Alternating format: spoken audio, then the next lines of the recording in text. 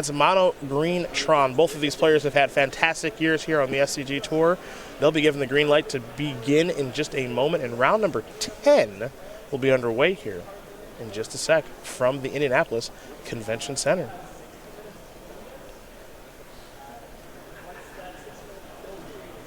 We'll get our deck list in front of us. You see Harvey's already off to a great start here with Urza's Tower, into Expedition Map to get his day started off just fine. Hobbs and his Jund Death Shadow list. A little bit of innovation here with a couple copies of Once Upon a Time. That one, of course, from Throne of Eldraine. Don't see that one a ton just yet in Modern. Mostly we see it in Tron decks, but Harvey electing not to play the new instant from Throne of Eldraine. However, Hobbs will start the game off with a copy for free, as it is his first spell of the game. He'll take a look at a couple different cards, among them a Snow-Covered Forest and a Nurturing Peatland. Speaking of the Peatland, he will select that.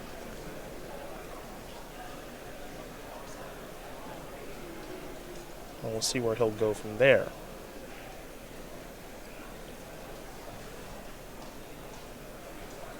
So you can see Tarmogoyf plus Temur Battle Rage. Not a bad collection of cards to have for this matchup.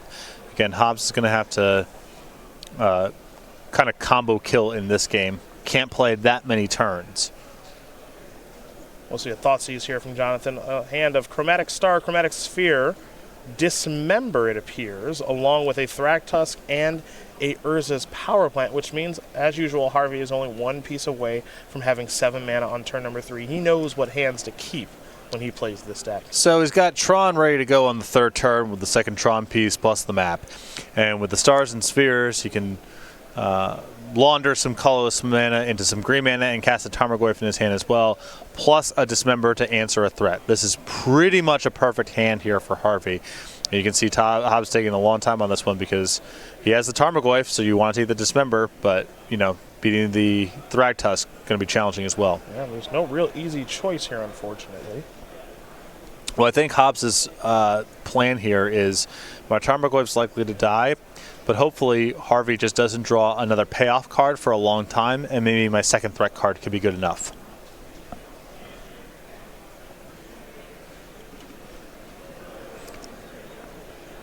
So the Thragtusk will bite the dust. Dom very simply plays his Urzaland and sends it back over to Hobbs, who's down to 17. Let's make it 16 now, and potentially 14, given the deck that he's playing. And it will be 14 as he finds an untapped Blood Crypt.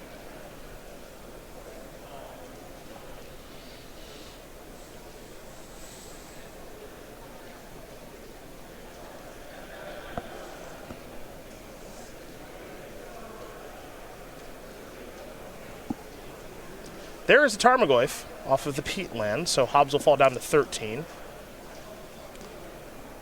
And Harvey's going to sacrifice his Expedition Map. Go get himself an Urza's Mine, and we'll see what his 3rd turn of the game brings. Has he drawn a Wormcoil Engine or a Karn Liberated? We'll have to find out. A little bit of a risk here from Hobbs. You see with the Inquisition in hand, could have Inquisitioned first and taken a Dismember.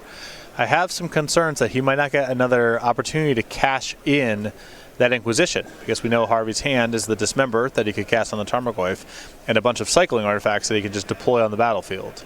Well, the bad news here for Harvey is that Tarmogoyf's a 5/6 now because there's an artifact in the graveyard. So the Dismember is actually not going to get the job done anymore. Here is a Chromatic Sphere. Oh, the Thragtusk is the creature. Yes. I was like, nothing's died yet. I just had it in my head as 4/5, but yeah, he's covered. The green mana floating here for Harvey.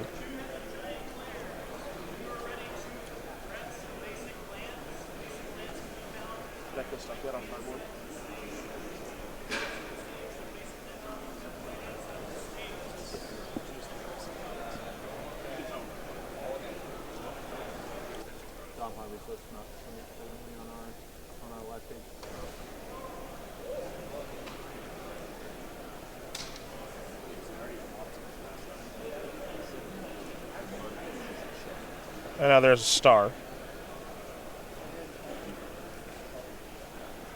So a colorless and a green floating here for Harvey. Now we got 2 green.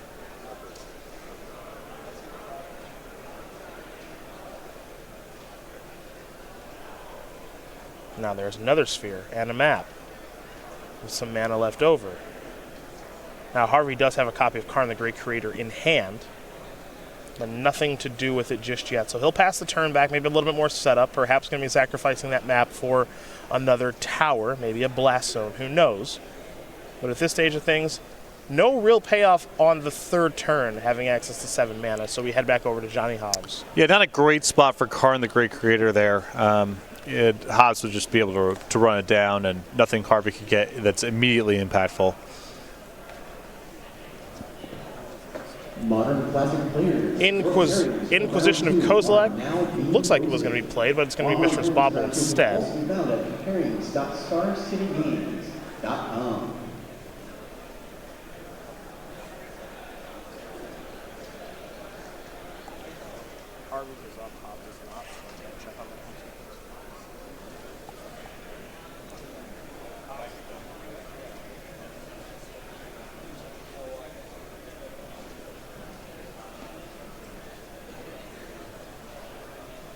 Perhaps Harvey will be responding with something here.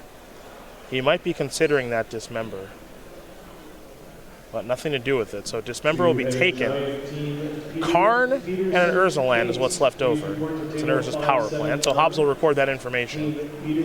Yeah, it really doesn't save Harvey anything to alt cost a Dismember to shrink a Tarmogoyf, so just going to let it go.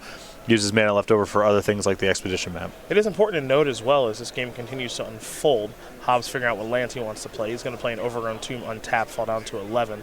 Harvey's build of this deck is a little bit different. You can see it on Cardboard Live. We want to give a shout out to them as Tarmogoyf's going to come across in the red zone. But, you know, some of the payoffs that you'd expect to see, like Ugin and Ulamog, they're not in his deck this weekend.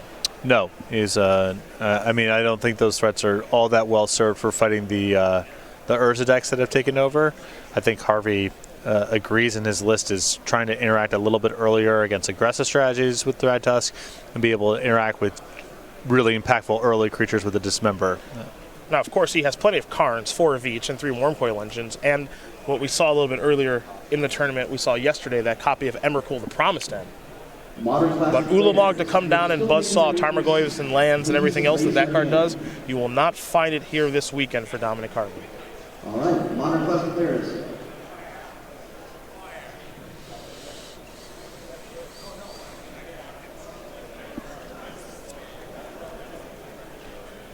So we will head back over to Harvey, who will not crack the Expedition map. Welcome to round 2. It appears he has bigger plans. He's thinking about playing that Urza's power plant that Hobbs already knows about, but he has not.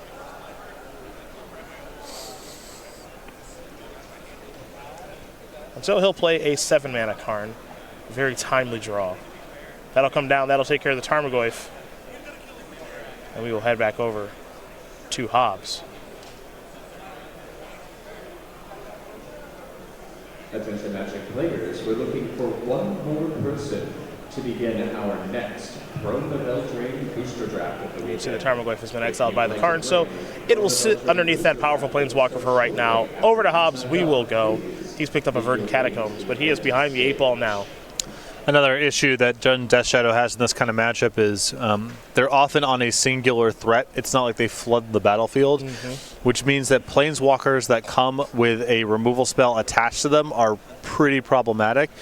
And Karn comes with quite the removal spell attached. I would say that it does, yes. Death Shadow is going to be found here via Traverse the Uvenwald, given that Hobbs does have Delirium with an instant, a sorcery, an artifact, and a land in the graveyard right now.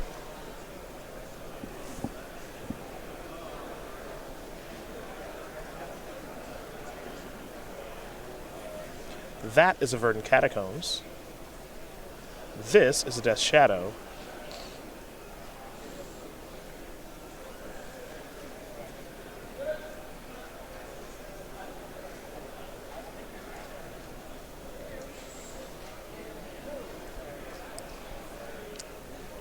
Looks like still some hesitation here from Harvey. Be surprised here because this seems like such a good spot to get Blast Zone as cover. It seems like it's fairly good, and that's exactly what he's going to go grab. Blast Zone can take care of the Death Shadow. Karn can actually go up now as opposed to going down.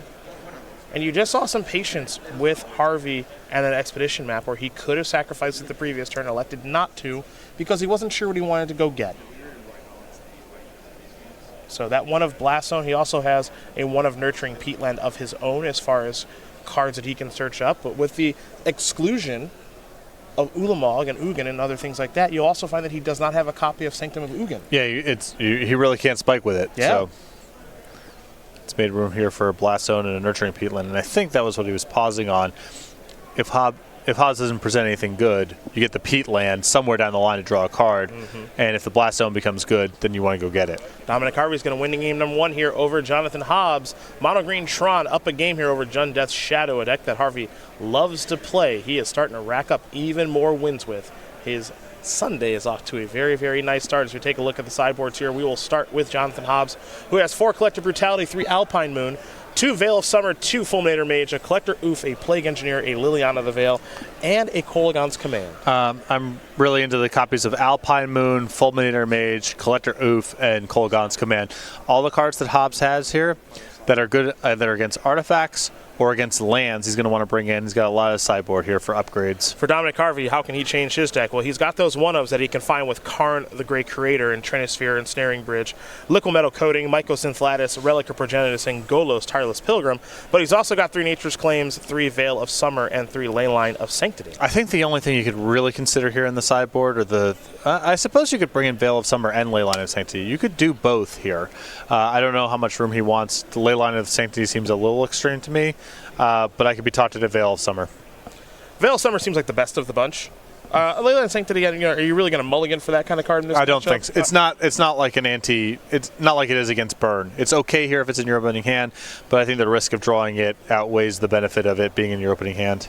Well, we'll see how Dom does elect the sideboard. As again, he is up a game here against young Johnny Hobbs, so Hobbs will be on the play here for game number 2 if he so chooses. In the meantime, we'll talk about the StarCityGames.com weekly sale, where every week we change it up a little bit, but oftentimes you'll find that hundreds of singles are on sale every single Monday. Now, we'll change it up at 11 a.m. East Coast time tomorrow, so you've got some time until 10:59 a.m. to check out this sale, where you can save on Command Tower, Vandal Blast, Atraxa, Praetor's Voice, and Patrick Sullivan staple, Kitchen Finks.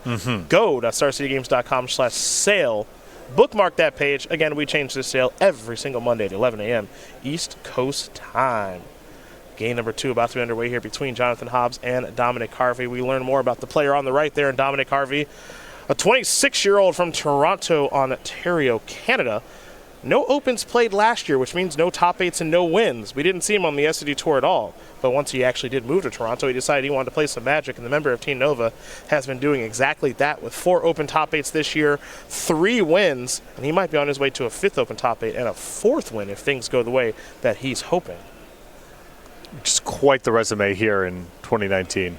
I don't know if we've seen essentially a rookie year like this ever on the SCG Tour. He has demonstrated a prowess with many decks, a very sound understanding of Modern, I will certainly say, and he is looking really darn good right now, I must say. This Tron deck has done him very, very well. Won that Open in Columbus earlier this year and might be winning another Open in the Midwest here in Indianapolis. That is Dominic Harvey, an amateur podcaster and member of Team Nova.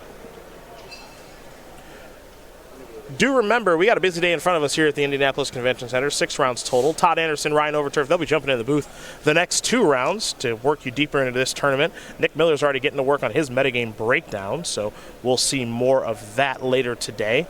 We'll publish all those deck lists that made day number 2 of competition after round 15 is all done. You'll get to choose the quarterfinals at home.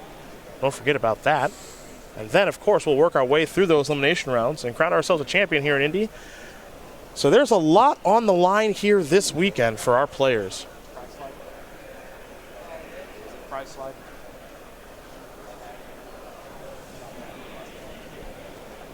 Been a good start to the weekend. 9 rounds already in the books. 6 today. And whoever does win this weekend, walking out of here with $5,000, 30 SCG points, an invite to our Season 2 Invitational SCG Con Winter, which is coming up next month. Both these players already invited, of course. But don't forget about the Arcbound Ravager promos that we give to players for their top 32 finishes here this weekend. now as part of the SCG Tour and some Players Tour qualifications as well. In our individual events, they'll go to the winner and the finalists. For our team events, it goes to the winner of the event. So that means that Matthew Dilks, Daryl Ayers, and Jonathan Awesome Rossum, they got their Players Tour qualification in Philadelphia last weekend. Match points and SCG points allocated on your right. And you can learn more about our opens at go.starcitygames.com/opens. Looks like both these players have found hands they're happy with. They'll be given the green light. And Jonathan Hobbs, again, on the play here. He just needs to figure out where he wants to start. It'll be Once Upon a Time again. Can't start anywhere else, so. That's true. He'll take a look at his hand. And now those 5 cards he gets to choose from.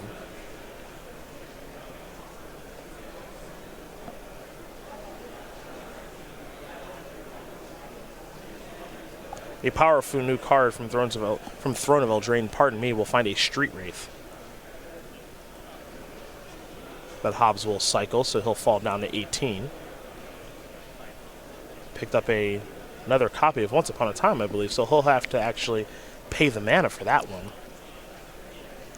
And now there's an Inquisition of Kozilek. Yeah, second copy, not nearly as good as the first, of course. Mm-hmm. Be interesting to see how over time people want to, kind of use the numbers here on that card because it's so powerful.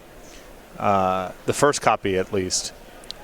The diminishing returns add up really fast. Are you playing 4 because it's just so good? We've already seen the Amulet Titan players very quickly incorporate 4 copies of that card. Yep. What do some of the decks that are exploiting it more modestly, like Death Shadow, do? 1, 2, 0, more? I don't know. I think it's going to be an evolving conversation. A Wormcoil Engine and Dismember, 2 Expedition maps, a Chromatic Star, Ancient Stirrings, and an Urza's Tower is the hand that Dominic Harvey has elected to keep.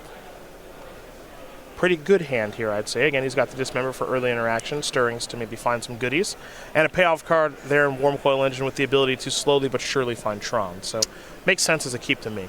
Yeah, high ceiling. Floor is pretty low. I mean, it's easy to see how this one could go badly. Mm-hmm. He doesn't draw another Tron piece, or his first draw steps another tower. This hand's going to be really slow to develop, but I think this is an acceptable 7. Ancient Stirrings will bite the dust. And we'll be heading back over to Dom Harvey now for his first turn of the game, I believe.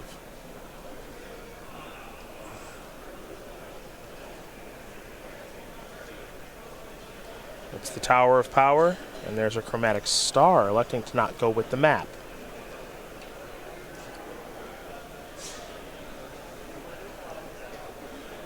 We will now see it traverse the Uvenwald here for Jonathan Hobbs. And he'll get a Bloodstained Mire because he... already had Delirium. Instant sorcery, land, creature. Yeah.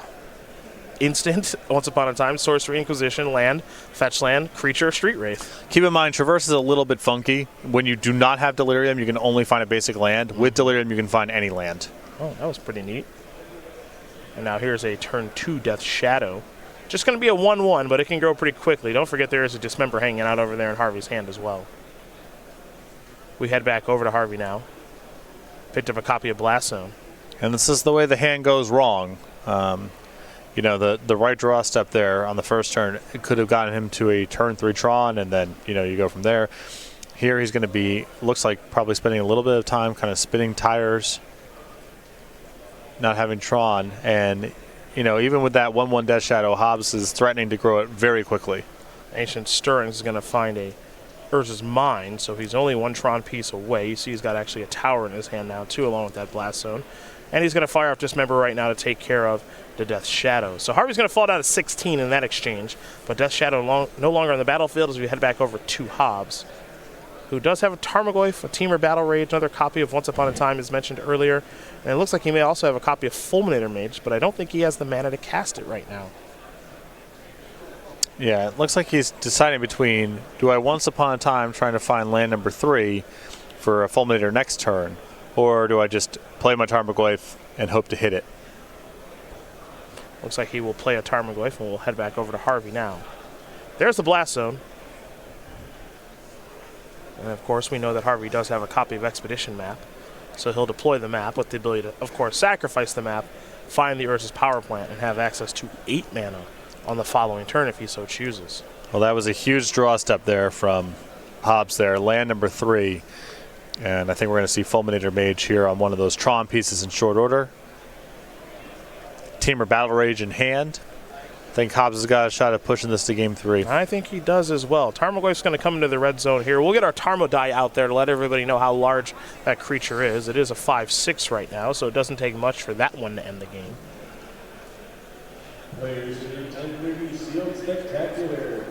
Harvey going to fall down to 11 and simply pass the turn back. So,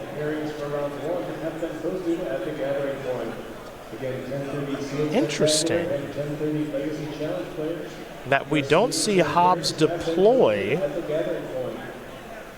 the Fulminator Mage.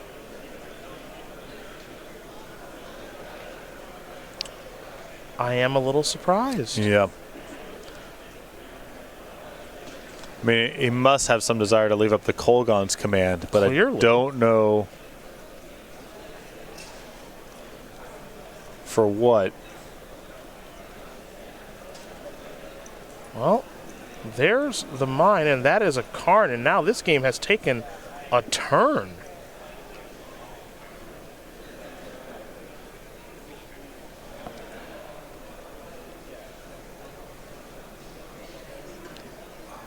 I can't quite figure it out, partner. I mean, this is a lot of trouble now Yes. because you have nothing on the battlefield. Your Team of Battle Rage is stranded.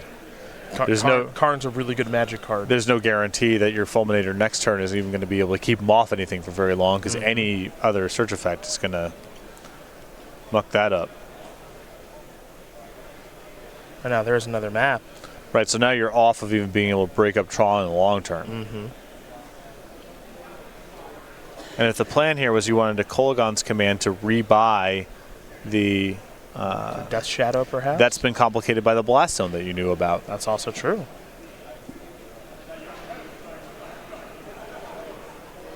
Looks like a misstep here from Hobbs. Well, We'll have to see. that play of using Fulminator Mage is so straightforward there that I can't imagine he just checked out of the turn. There's some line that he wanted to set up here.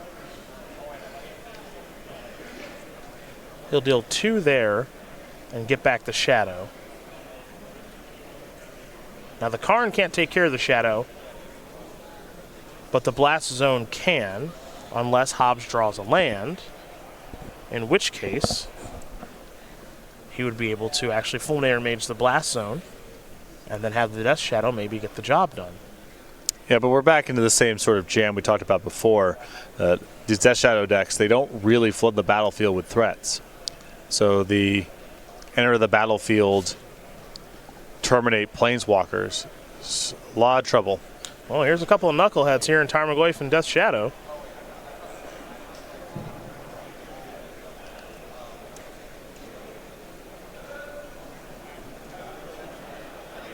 Standard classic players, that is time in the round.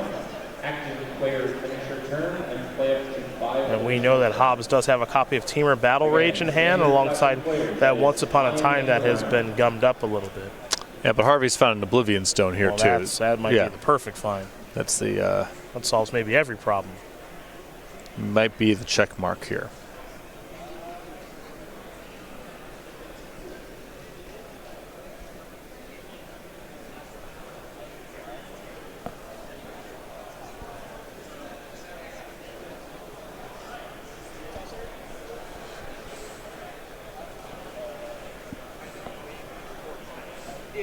Harvey going to take a long think on this turn.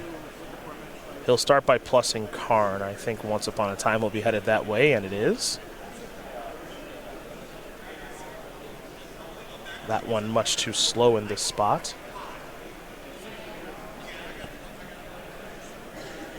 Hobbs with Teamer Battle Rage and Fulminator Mage left in hand.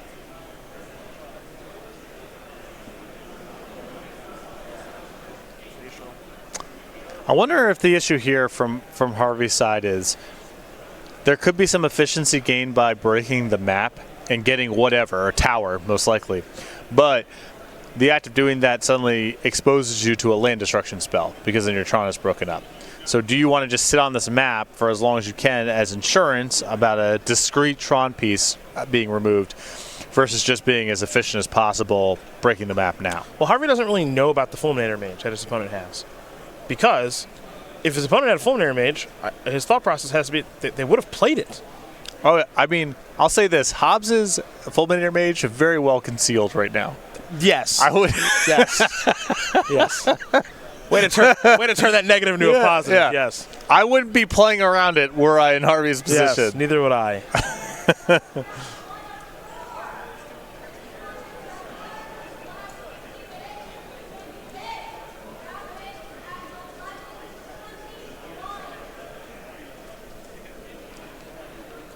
Well, there's the fetch. And I mean, Harvey's just got this block of, if you send both, just Worm Coil in front of Tarmogoyf, pass to you. You have the Blast Zone to handle the Death Shadow. And how are you supposed to brawl with a Worm Coil engine? Yeah. Let me stop you. It's not a rhetorical question. Yeah. It's impossible. It's impossible to, it's impossible. No one's ever done it. It's impossible. It's literally impossible. Whatever you think, however you think this is going to go, it's going to be worse than that. Yep.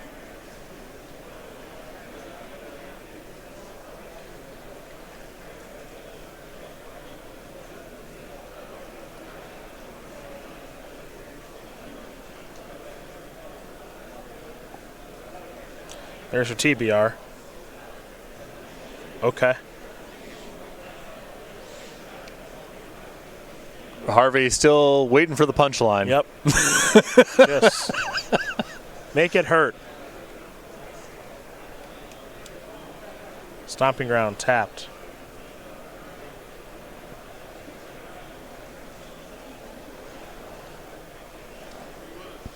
We may see Harvey use that Blast Zone. Maybe.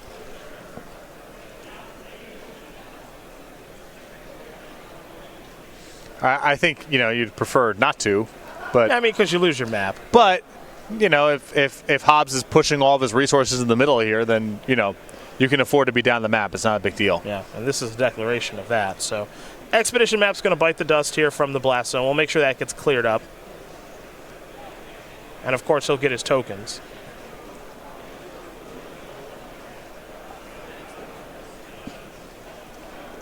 That's taken care of. So 2 worms on the way here for Harvey. Hobbs used all of his resources. And Dom has 2 3/3s and a Karn on the battlefield. So, yeah. Yeah. Yeah, that's all I got is a yeah. Elevator going up. I would no concede. Concede. Don't show it. Don't show the Fulminator. No. Yeah. That's where you scoop her up. There's no. You gotta let it go. Yeah. You gotta let that one go. Don't show that, Johnny. I like it. Just pass. No scoop. Put a fake counter on the O-Stone. What is this? K command? 2 to me. 2 to me. And destroy an artifact. Dominic Harvey is going to win this game and match you over Jonathan Hobbs, 2-0. Mono Green Tron going to take care of Death Shadow. And for Dominic Harvey, he is in first place, 10-0, and 1 step closer to top 8ing this tournament. And more importantly for him, especially if you follow him on social media, 1 step closer to qualifying for the Star